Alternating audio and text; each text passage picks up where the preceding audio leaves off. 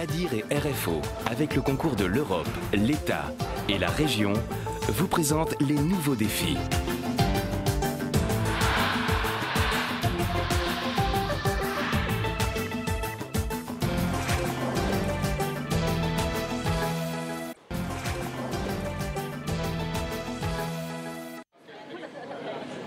Visite d'usine pour les élèves de l'école de Bois-Blanc.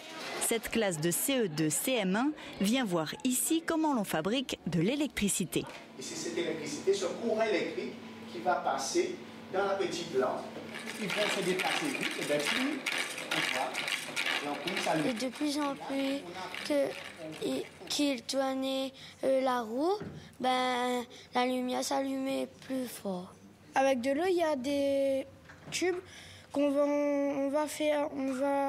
l'eau va couler dedans et ça va faire tourner la turbine, ça va produire de l'électricité. À quoi elle sert l'électricité qui est produite ici, tu le sais toi? À donner du courant aux habitants.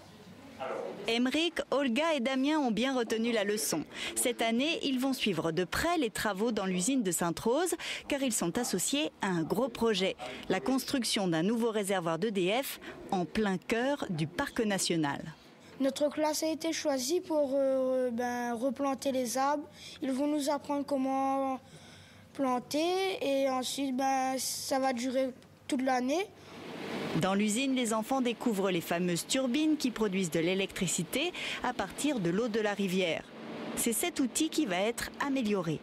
Actuellement, sur Rivière de l'Est, on avait 3 turbines de 22 MW et on est en train d'installer une quatrième et un quatrième groupe pour augmenter la puissance de la centrale. Le but de ce chantier actuellement, c'est de stocker plus d'eau et de pouvoir la turbiner au bon moment. Alors, on a plein de boutons. Et l'énergie hydroélectrique, c'est une énergie renouvelable qui est utilisable la nuit et en l'absence de vent, contrairement au photovoltaïque et à l'éolien. Nous voici tout près des réservoirs EDF de Sainte-Rose. Nous sommes au cœur du parc national. C'est ici que se déroule un chantier hors du commun. Pourquoi ? Eh bien déjà parce que c'est le premier chantier industriel sur le territoire du parc national. Oui, vous avez bien entendu, industriel et parc dans la même phrase. Cela est compatible, mais à certaines conditions bien sûr. Dans ce cas précis, en fait, il y avait déjà les 3 citernes de l'usine de Sainte-Rose et il a été vraiment démontré qu'il fallait une 4e citerne qui, sans pomper plus d'eau dans la rivière, permettait d'amener plus d'énergie sur l'usine. Donc à ce titre-là, effectivement, on a pu commencer à discuter sur les modalités à partir du moment où l'opportunité, elle, était prouvée. Donc les nichoirs sont marqués par un N. Donc il y en a 38 en tout, on les a répartis donc, de manière assez homogène. Le chantier est complexe parce qu'il faut animer une collaboration avec de nombreux interlocuteurs de l'environnement. Donc le parc qui est le principal, mais aussi des appuis différents, des appuis par un écologue sur le chantier, par le conservatoire botanique national des Mascarins, enfin voilà, un certain nombre d'acteurs de l'environnement qui ont été associés au chantier pour que effectivement ce chantier qui a malheureusement un impact sur le parc puisse en finale représenter le moins d'impact possible. Par rapport à ce qu'avait imaginé EDF au début, il a fallu discuter. C'est-à-dire qu'on a réduit à l'extrême l'emprise du chantier. On a décalé l'emplacement du remblai pour l'installer plutôt sur des terrains qui avaient déjà été modifiés par les autres citernes et surtout préserver la forêt primaire qui était là et en bonne santé. Pour réaménager le site et lui rendre un aspect naturel, EDF s'est donc entouré de plusieurs spécialistes comme un écologue. Il est chargé de trouver les compromis entre les intérêts des uns et des autres.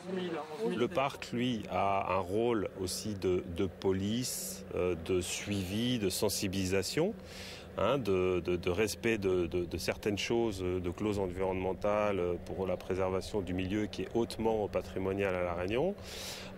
EDF, lui, est maître d'ouvrage sur un projet. Et donc, on fait, entre guillemets, cette interface qui permet que l'ensemble des prescriptions soient respectées. La forêt devra reprendre le pas, notamment sur ce talus très pentu. Ce n'est pas si facile. Ce que la nature crée, l'homme a parfois du mal à le recopier. Nos missions au Conservatoire botanique sont uniquement sur la flore menacée. Donc là, on l'a élargi à des espèces indigènes. Comme on a un savoir-faire, donc je pense c'est pour ça qu'on a fait appel à nous. On a identifié en fait des surfaces de plantation. On les a identifiées par des numéros. À La Réunion, dès qu'on modifie un endroit, dès qu'on le perturbe, comme cet endroit-là, c'est les espèces exotiques envahissantes qui vont venir recoloniser le terrain plus vite que les indigènes. Donc nous, on va essayer de faire en sorte que ce soit les indigènes qui gagnent, quoi. Sur les remblais nouveaux qui ont été faits par ce chantier, il y aura reconstitution de la forêt par plantation et aussi accompagnement par une lutte contre les espèces exotiques envahissantes par EDF toujours pendant plusieurs années.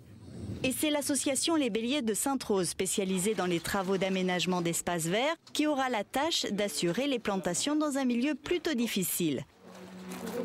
6 personnes travailleront ici tous les jours, au moins jusqu'au mois de mars prochain.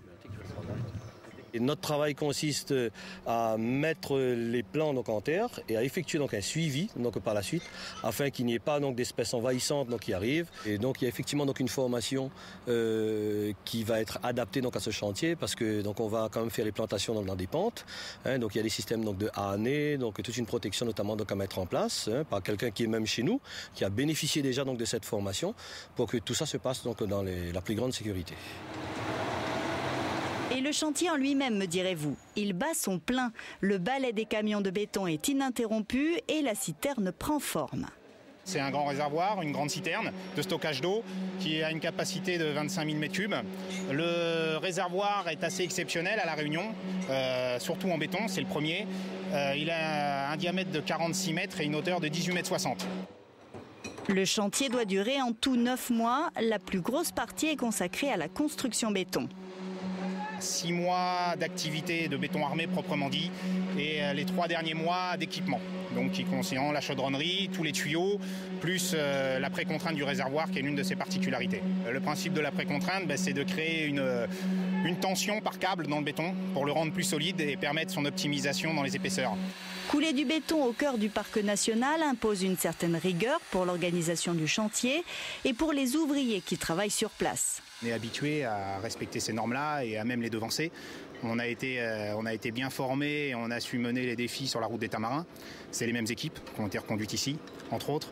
Donc il y avait tout un cahier des charges qu'on a respecté. On a même des fois été plus loin pour être sûr de ne pas être sur la limite et puis de pouvoir passer du mauvais côté. Donc ça passe effectivement par le peu de place qu'on a. Donc on a bien préparé, on a organisé dans l'approvisionnement, dans les stocks, juste l'utile et nécessaire pour assurer la production et pas créer des déchets potentiels. Et finalement, l'ensemble du projet de l'entreprise électrique aura mobilisé beaucoup de temps et beaucoup d'argent. Ça a demandé de nombreuses discussions, une instruction de plus de 2 ans pour l'ensemble du chantier, un investissement de l'ordre d'un demi-million d'euros à peu près, pour un investissement global de 21 millions d'euros pour l'ensemble du projet. Les travaux nécessitent également un arrêt total de la production électrique à Sainte-Rose durant plusieurs semaines, le temps de réaliser les raccordements et la mise en place des nouveaux outils sur le site de la marine.